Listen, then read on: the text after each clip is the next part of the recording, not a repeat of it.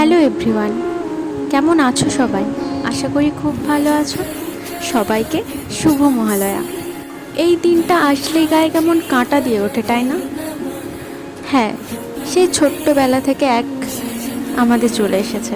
ভোর 4টের সময় উঠে বীরেন্দ্র কৃষ্ণ ভদ্রের গলায় মহালয়ার সেই চণ্ডীপাঠ শোনা।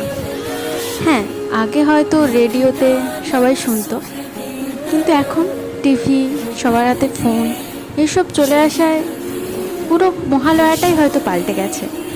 আমাদের আগের ছোটোবেলার মহালয়ার সাথে এখনকার মহালয়া ঠিক মেলানো যায় না।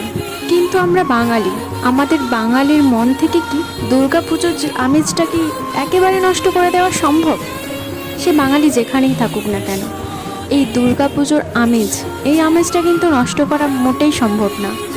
আর তোমরা কি সবাই লক্ষ্য করেছো একটা জিনিস?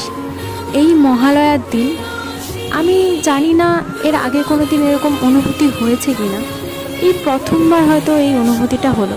এক অন্যরকম অনুভূতি, গায়ে ঠিক কাঁটা দিয়ে ওঠার মতো অনুভূতি। ছোটোবেলা থেকেই দেখে এসেছি ভোর 4টের সময় মা তুলে দিত ঘুম থেকে, যে উঠে পড়।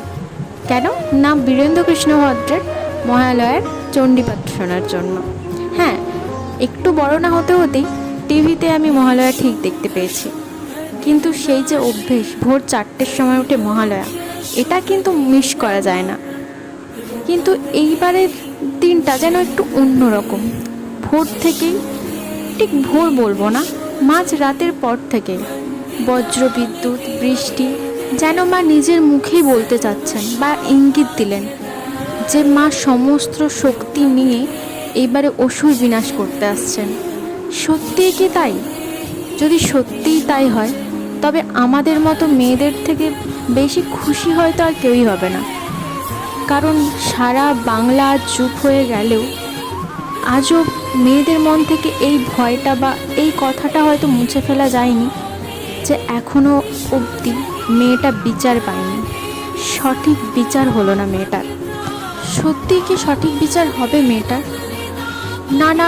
নানা মিছিল, রাত ঘেরাও সব তো করা হলো। রাত দখলের পরেও কি মেয়েগুলো বেঁচেছিল? আজও পুরুষরা মেয়েদের হয়তো ভোগের বস্তুই ভাবে, কিন্তু নারী ভোগের বস্তু না, নারী অবলাও না, নারী দুর্বলও নয়, নারী মা, নারী সংহারকারিণী। প্রয়োজন পড়লে নারী সংহারও করতে পারে।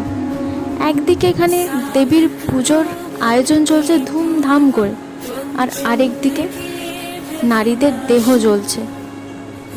হ্যাঁ, সেটা কিসের জন্য? কয়েকটা পুরুষের, ঠিক পুরুষ বলবো না, কয়েকটা অমানুষের নির্যাতনের জন্য। প্রতি বছরের তুলনায় হয়তো এই বছরে মেয়েদের প্রার্থনাটা ঠিক অন্যরকম হবে। মায়ের কাছে হয়তো চাওয়াটা অন্যরকম হবে।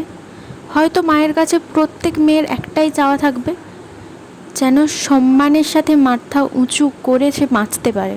সমাজ যদি সত্যিই মেয়েদের আজও অবলা ভেবে থাকে, তাহলে বলবো যথেষ্ট ভুল করছে। কারণ সত্যিই যদি আবার আদ্যা শক্তির মহামায়া জেগে ওঠেন, তাহলে হয়তো সমাজের এই অমানুষগুলোকে আর খুঁজে পাওয়া যাবে না। তো যাই হোক, সবশেষে একটাই কথা বলবো, পয়েন্ট শুড বি নোটেড। নারী কিন্তু মা, দুর্বল নয়। তিনি ক্ষমাশীল, দয়াময়ী, কিন্তু প্রয়োজনে সংহারকারিণী, বিনাশকারিণী। তো সবাইকে আরেকবার শুভ মহালয়া। আজ থেকেই কিন্তু দেবীপক্ষের সূচনা।